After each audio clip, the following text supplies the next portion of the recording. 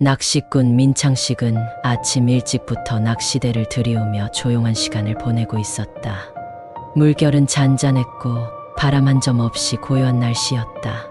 그런데 민창식의 눈앞에 떠오른 형체가 있었다. 물가에 둥둥 떠오른 남자의 시신.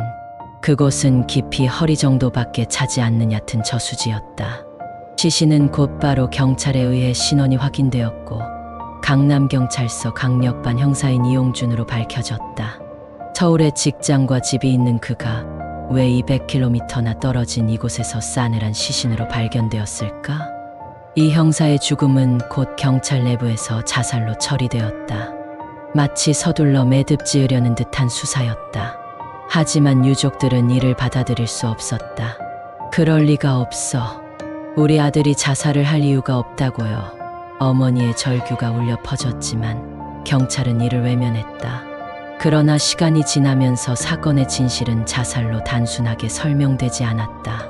그의 마지막 행적을 뒤쫓던 이들은 점차 숨겨진 진실에 가까워지고 있었다. 7월 26일 이용준 형사는 서울의 한 파출소에서 자료를 복사한 뒤 동료 형사와 술을 마시기 위해 그를 찾았다. 양주 4병을 마셨다는 동료의 증언에 따르면 그는 그날 밤 집에 들어가 잠을 청했다고 한다.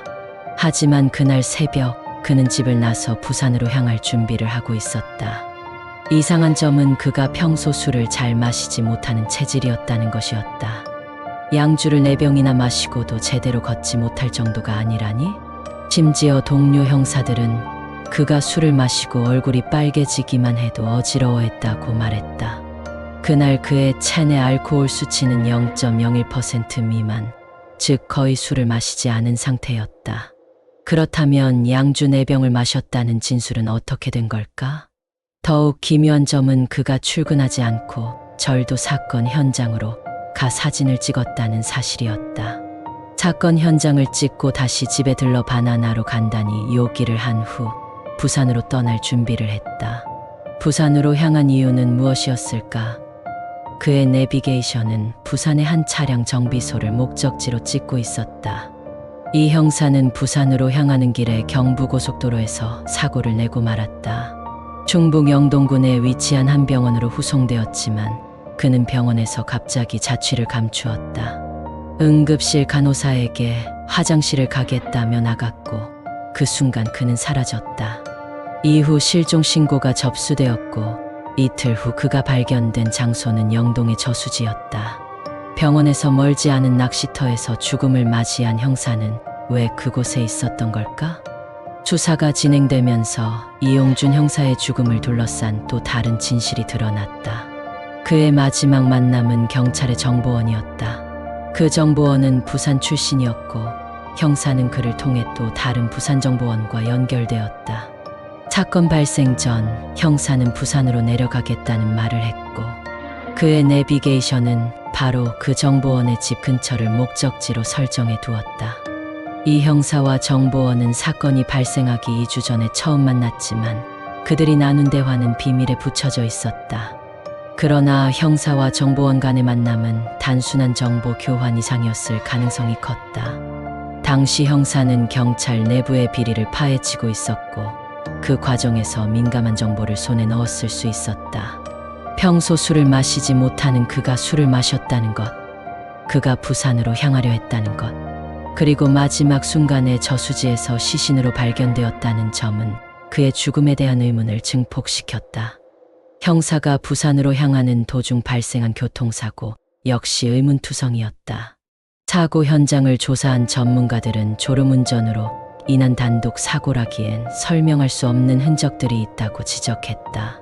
차량은 여러 면에서 직각으로 부딪혀 있었고 타이어에도 이상한 흔적이 남아 있었다. 마치 누군가 그의 차량을 일부러 밀어낸 것처럼 보였다. 당시 목격자에 따르면 사고 현장 근처에는 전투 범퍼를 장착한 차량이 목격되었다. 이것은 단순한 사고가 아닐 가능성을 시사했다. 이용준 형사는 누군가의 표적이 된 것일까? 그의 위에서는 중추신경을 억제하는 약물인 디페니드라민이 발견되었다. 이 약은 그가 마지막으로 들렀던 영동병원에서 처방받은 것도 아니었다. 그렇다면 그 약은 어디서 언제 먹었을까? 시신이 발견된 저수지는 깊이가 얕아 성인이 익사하기엔 불가능해 보였다. 하지만 국과수는 그의 폐에서 플랑크톤이 검출된 점을 들어 익사의 가능성을 제기했다. 그러나 좀 더 자세히 들여다보면 의문이 생긴다. 폐에서만 발견된 플랑크톤은 바다에서만 서식하는 종이었다. 충북 영동은 내륙 지역이었다. 이 형사가 정말 그 저수지에서 죽은 것일까? 더욱 이상한 점은 시신이 발견된 저수지에서 그의 신발이 발견된 위치였다. 신발 한 짝은 저수지 반대편 바위 밑에서 발견되었고 다른 한 짝은 찾을 수 없었다. 이 형사가 실족했다면 신발은 저수지 가까운 곳에 있어야 했다. 마치 누군가 의도적으로 그곳에 신발을 둔 것처럼 보였다. 저수지 주변을 배회하던 검은색 중형차 역시 수상했다. 목격자들은 그 차가 시신이 발견되기 전에 저수지 근처에서 발견되었다고 증언했다. 그 차는 과연 누구의 것이었을까? 이용준 형사의 죽음은 미궁 속에 빠졌다. 자살로 결론 지으려던 경찰은 결국 타살을 배제할 수 없다는 결론에 이르렀다. 그러나 명백한 증거가 없었고 사건은 미제 사건으로 남았다. 경찰 비리, 정보원의 개입, 수상한 교통사고와 의문의 약물까지. 2019년 사건이 다시 언론의 주목을 받았지만 여전히 진실은 밝혀지지 않았다. 2010년 7월 뜨거운 여름날 충청북도의 조용한 낚시터에서 이용준 형사는 왜 어떻게 죽음을 맞이한 것일까? 이 미스터리는 오늘도 풀리지 않은 채 남아있다.